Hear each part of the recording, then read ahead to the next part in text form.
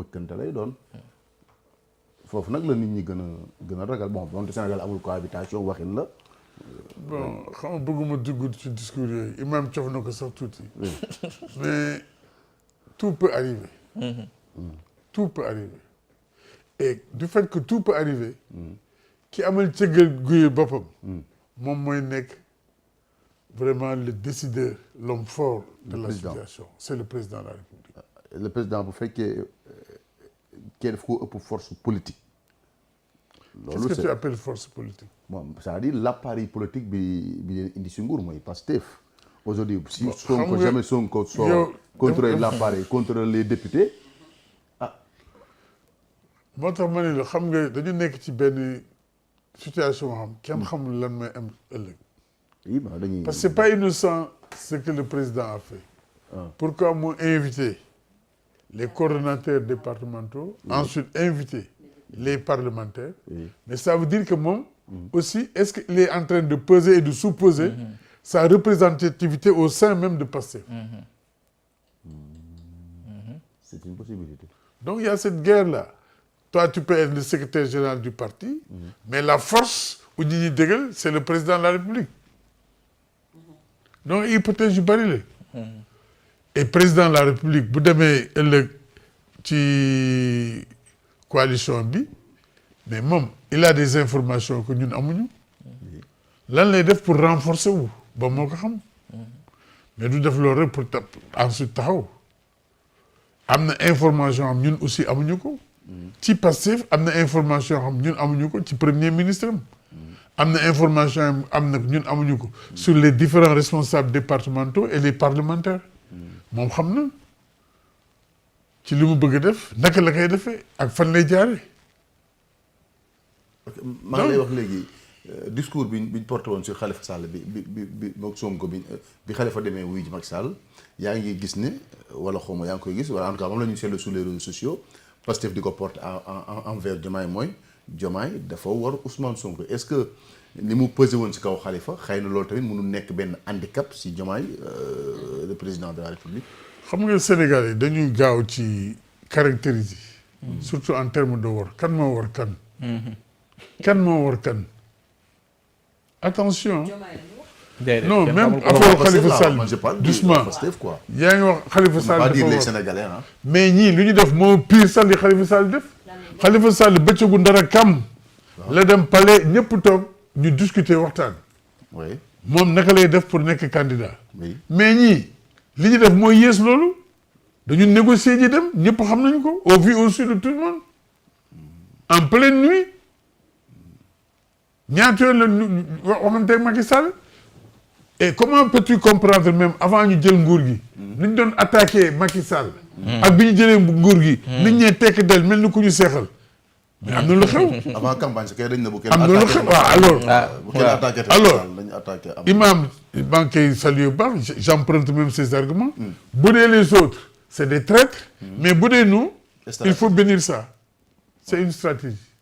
qu'est-ce que ça veut dire ça cette façon de faire. ñun yàgg nañu ci scène politique bi. on comprend beaucoup de choses mooy du ñu waxantu. lu ñu wax aussi da nga ko gis. maintenant qu'est-ce qui va se passer demain yàlla rek a xam. attendons de voir demain seen rencontre bi. ak yan conséquences lay am. ku ci nekk bonne position ngay am. bu boobaa tu sauras. ok maintenant la reconfiguration de l'opposition et plus particulièrement de Taxawu Sénégal aujourd'hui vous avez perdu un grand leader Barthélémy Dias bu dem bëri yoonu boppam. ngeen perte maire Dakar qui est aujourd'hui contrôlé par Pastef ñu bëri doon nañ xalaat xëy na taxaw aujourd'hui Khalifa sens mooy il faut qu'il se retrouve avec le parti socialiste parce que moom mooy l'héritier xëy na naturel sama parti socialiste pour jiitu ko alors aujourd'hui ndax taxawu nekkul picc muy naaw ay duusam di ay dunqam di ruus et que est-ce que ñi ngi envisager que si wax jooju ñu nekkoon une retrouvaille entre taxawu baat et parti socialiste est-ce que nekk na si seeni xalaat. d'abord taxawu picc muy naaw la ay dunqam di yox parce que waaw ma durus ma ne ko ne ay dunqam di yokk parce que bu ñuy demee ñi wax dem nañu c'est de grands responsables pour qui aussi j'ai beaucoup de respect mais pendant ce temps aussi c'est des masses importantes de personnes yu ñëw ci taxawu aujourd'hui xam nga ci lu taxaw li mu nekk. aujourd'hui taxaw dafa ni commune village bu nekk. quartier bu nekk commune bu nekk département bu nekk région bu nekk. nañu wàññi ñan ñoo fa bokk taxaw ci recensement. on est en train de faire le recensement bu ñu paree ci ba pare taxawal li ñuy waxee comité provisoire indi ay bànqaas yu bees di daje di prononcer ci situation réew mi. xanaa guddi ngeen koy def. bëccëg en plein jour xanaa dool dire suñu communiqué yi. alors yëngatu man. léegi ñi ngi waajal pour dem congrès.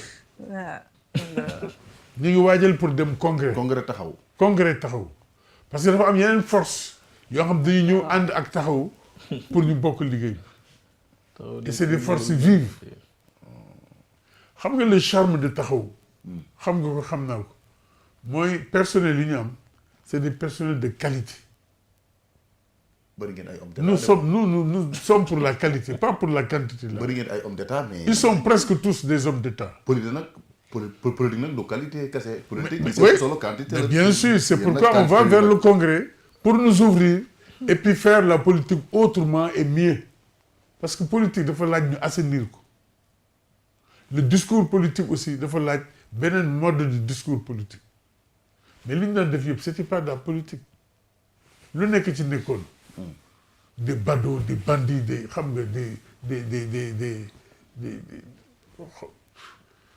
ñoom ñoo yàq seen politique bi alors que politique du loolu politique c'est le débat d'idées et vertu wu débat d'idées mooy culture différence yow ni ngay gisee ak man ni may gisee mën na wuti mais c'est pas parce que gisee nañu wute nañu rek que ay noonu lañu dañu war noonu jëmbatkatu garab bi ni muy xoolee garab gi taaru garab gi nan laay fexe ba garab gi meññ ba garab gi am fleur am ay fruits ak law bi nga xam li ko intéressé mooy daaneel garab yett bi mais mënul nekk benn donc il faut ñu montrer nous que nous acceptons que nous sommes différents des autres dans la façon de faire la politique. Okay. On ne peut pas sortir de l'école de Senghor nekkoon parti socialiste nekkoon ligue démocratique nekkoon ci yenn organisation ñooñu defar la ba pare ngay def politique d'une certaine manière moo tax foofu laa lay waxee les valeurs ñun dañuy promouvoir les valeurs et ils sont nombreux ces Sénégalais qui tombent sous le charme du discours de Khalifa et de Taxawu ils sont très nombreux ce qui s'est passé il y a beaucoup de paramètres qu'il faut prendre en charge y compris même nos militants moi je suis convaincu et des militants même l'ont dit élection présidentielle yi ils ont voté Pastef parce que ñoom leur seule arme c'était que ne Macky Sall jóge fi et on les a fait rêver ñoo xam ne seen yoon nekkul woon sax ci politique et ils ont voté massivement pour le départ de Macky Sall mais aujourd'hui on est en train de faire la rebelote pour xool lan mooy réalité politique normale c'est pourquoi Taxawu sous l'égide de Khalifa Sall est en train de travailler pour aller dans le sens d'un congrès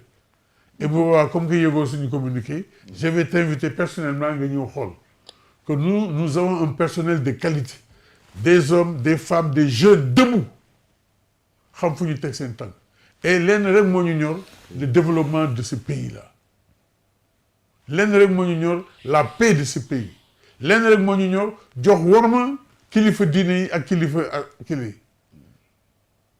mais c'est ça la politique le charme de la politique et le retrouvailles entre vous donc et le PS fi nekkoon nekkul bon retrouvailles ce n'est pas encore à l'ordre du jour maintenant c'est vrai Barthélémy Diaz c'est un militant j'aurais aimé qu'il reste encore avec nous mais Bernard Arame bon c'est ça aussi la vie mais je suis convaincu qu'on va se retrouver bon moom tamit Bernard parce que ñu bëri jàpp nañ ne Khalifa daf ko seetaan ci élection législative daf ko jiital rek mais ba pare non gor ay tànkam c'est-à-dire les grands leaders boo da taxaw dañoo seetaan Barthélémy Diaz non je suis pas d'accord Khalifa li mu ko waroon jox yëpp je pense que jox na ko Barthélémy a joué à un moment donné il s'est dit bon pourquoi ne pas sama génération la pourquoi ne pas ber sama daara aussi me battre pour demain avoir quelque chose kooku aussi gis-gisee na moo Khalifa jotewuñ dara moo Khalifa non il y a absolument rien au contraire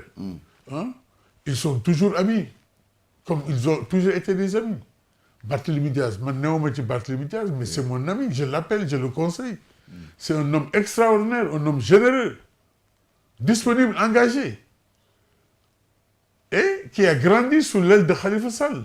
Donc mënuñu joxe dara àdduna mooy jël comme li am rek mu bet daaram mais je suis convaincu que jeudi di ñëw